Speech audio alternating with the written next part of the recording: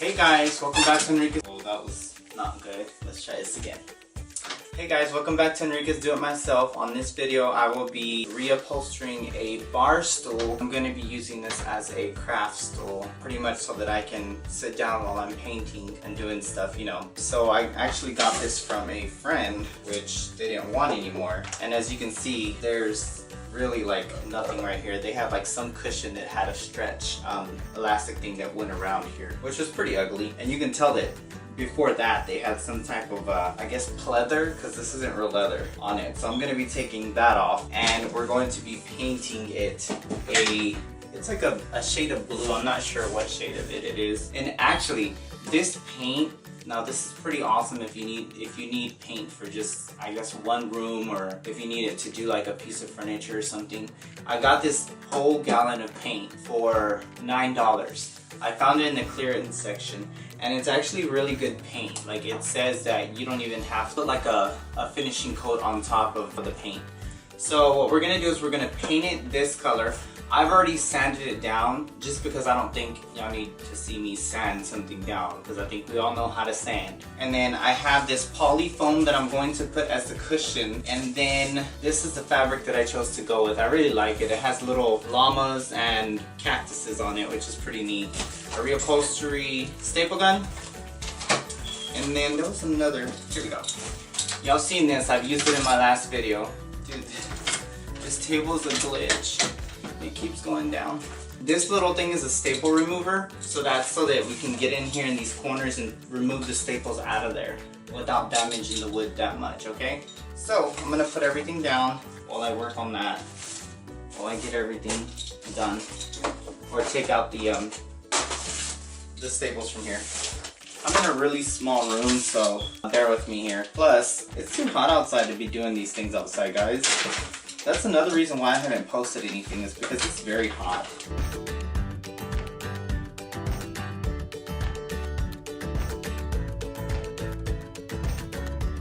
Yo, I thought I got a good deal on this table, but this table sucks.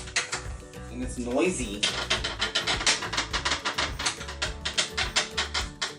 By the way, I put this paper down because I didn't want to stain the actual table, because I just got this table thinking it was pretty good, but it's not. Disappointing. Very disappointing. I'm gonna cut this fabric, that way it just comes right off, and then I'll just remove the staples in a minute. These are actually like, I forgot what this is for. I think it's to cut like heavy duty wire, but I use it for everything, just because I can. So, now that I've taken all the staples off and that old fabric that was on there, that pleather, what I want to do is I want to measure the bottom of this, I guess the seat of the stool on here before painting. And the reason I'm doing that is because I want to be able to cut this while this is drying after painting. Alright, so let's get started. And this is actually it says it's a 3 by 15 by 17. I guess the 3 inches is how thick it is. Now it's really up to you on how comfy you want your booty to be. I want my booty to be real comfortable. So we're gonna do a really thicker cushion. And I got a big piece because I don't know like how much exactly I'm gonna need. Right, so I'll put this right on top of it, and I have a Sharpie right here just to measure it out. And I'm going to draw all the way around this foam. That way I have exact measurements on how much I need to cut. And there's your measurement. So now you just cut through. I think scissors will work, so if scissors don't work, I'll bring out that handy dandy really heavy duty wire cutter. Maybe that'll work, because I really haven't used it on wire. And what would have been clever is if I'd have brought a paintbrush in here to paint that, huh? Yeah, it would have been clever. Alright, I'm gonna go get one. I'll be right back. I'm back, guys. Got my painting brush, got my paint mixer, or whatever it's called, and then the paint can opener. So I'm gonna put this down for a minute while I get this paint up. And let me just shake it. Just shake it. So this is the color, guys. I don't know if you can see it. That's the color. It's like a blue. I'm not sure exactly what kind. I don't know why every time I make a video, my nose gets runny, and I have to do that. Look at that color, guys. It's pretty. You don't need the Sharpie. Now let's mix the paint. You know what would be crazy is if this whole freaking table collapsed. Oh, I don't even want to think about that. Let me stop. Let me take some of this paint off of here. I need a new brush, you know that? Because this brush is just, ooh, this brush is terrible. The brush is a little rough. I don't like the way the bottom of this looks, to be honest. They did like some type of plaster wood material. I don't really care for it, to be honest. But it is the bottom, so who cares really, right? As long as the legs are good and the plastered wood isn't damaged, so.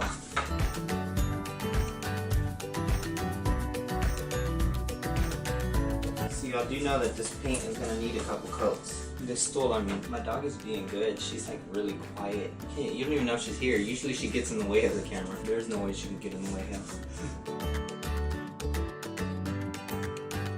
Yeah, it's gonna take a couple coats for this to cover. I hate painting like really small things like this because it's hard to get good lines. It's hard to get into all the cracks and crannies. And I'm just painting straight from the can just because I don't want to deal with painting other stuff up. It makes it a lot easier just doing it out of the can.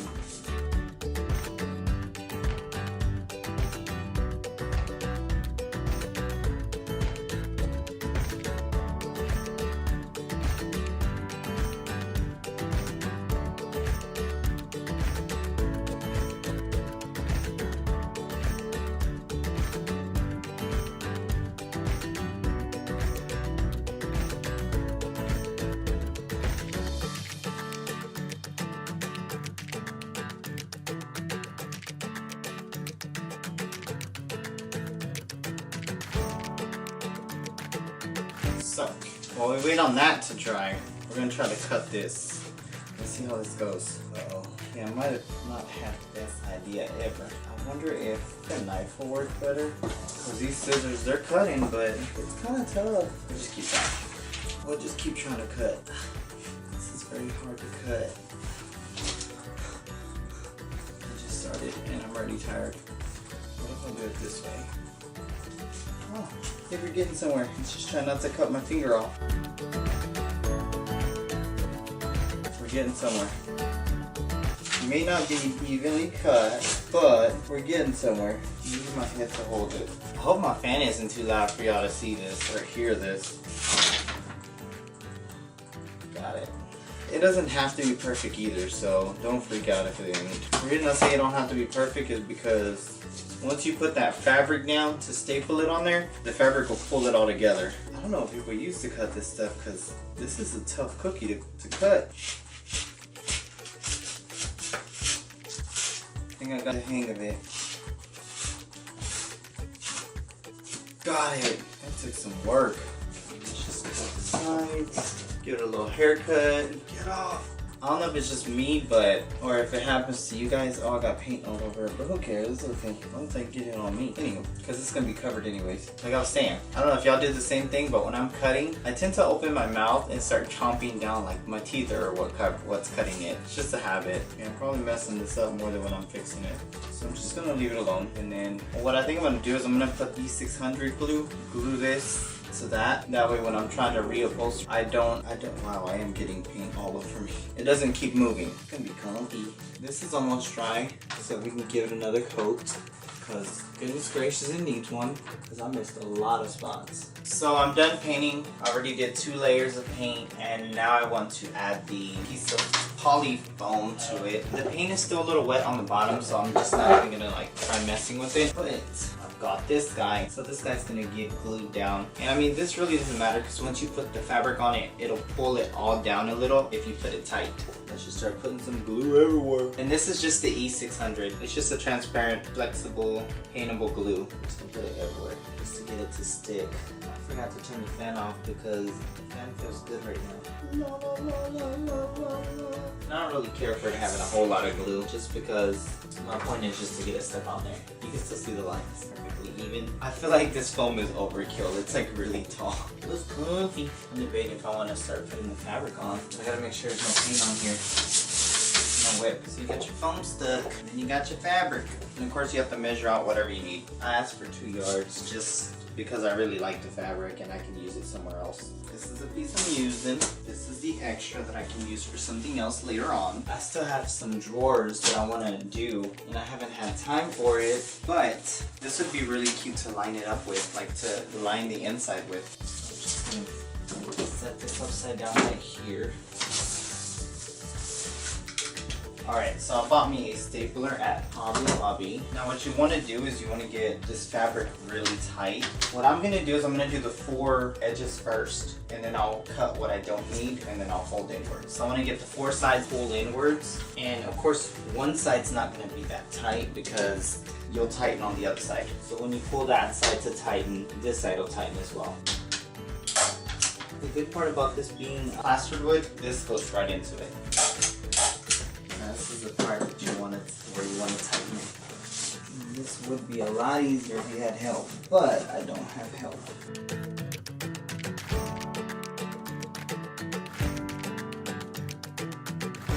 So now I've moved over here just because I want to be able to see where I'm tightening things, just because that side didn't come out the way I wanted it to, so I'm going to just go through.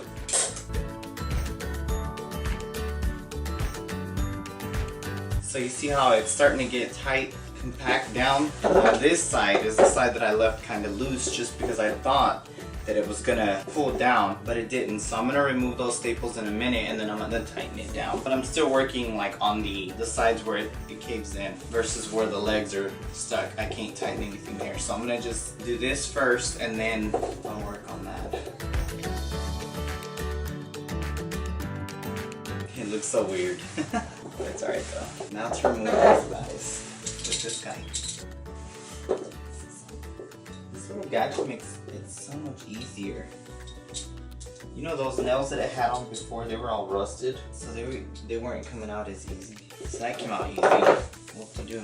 Now, let's do some tugging, some tightening, and some stapling. So now it's a little flatter. You see that? When you get to these edges, the way I'm doing is I'm grabbing the 2 sides and then pinching them inwards, tightening. And this is where you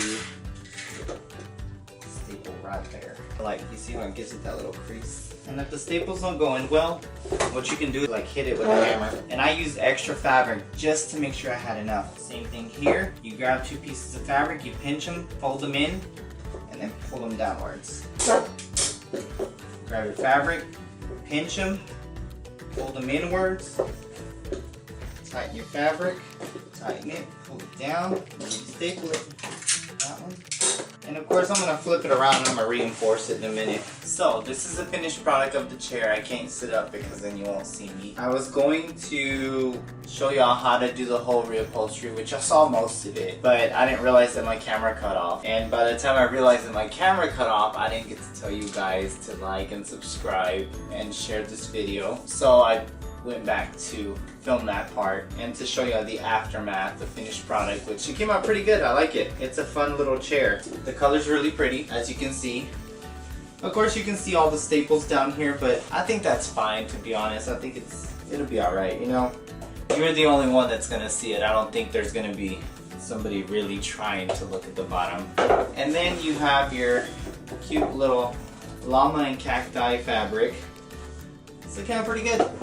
I would say, you know, this project came out pretty fun. It was easy. I did it in one day, to be honest. I did the whole thing in one day. And the only reason it takes, the whole day is because you have to let paint dry so that you don't chip it or anything in the process of doing anything. So if you guys like this video, give it a thumbs up, share, subscribe, and thanks for watching. See you guys later.